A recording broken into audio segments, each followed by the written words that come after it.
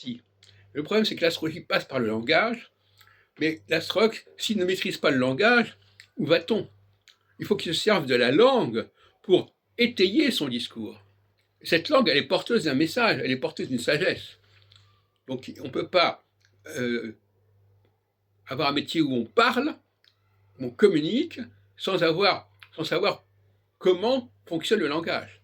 Qu'est-ce qu'il veut dire? Et parfois, on risque de dire des choses complètement aberrantes, parce qu'on n'a pas compris le système. Et là la langue nous parle de l'astrologie quelque part. Le langage nous parle de l'astrologie. C'est ce qu'on appelle l'anthropo-linguistique. Étudier une langue, c'est quelque part comprendre la cyclicité. Parce que la langue est cyclique quelque part. La langue française est très cyclique.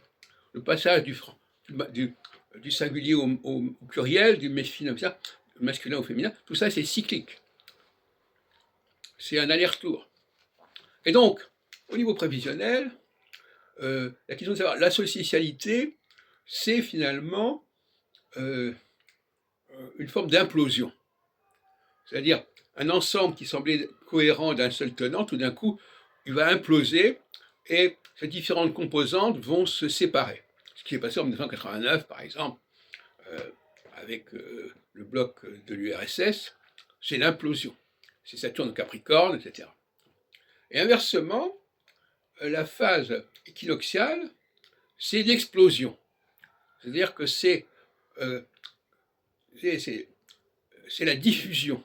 C'est-à-dire c'est quelque chose qui sort, qui déborde des frontières et qui s'étend.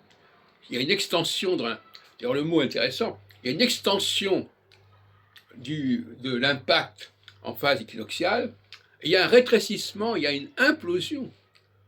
Implosion, il y a le mot in dans la phase solsticiale. Et il ne faut pas les confondre. Parce que si on n'emploie pas une langue suffisamment précise, on peut dire une chose et n'importe quoi, une chose et son contraire.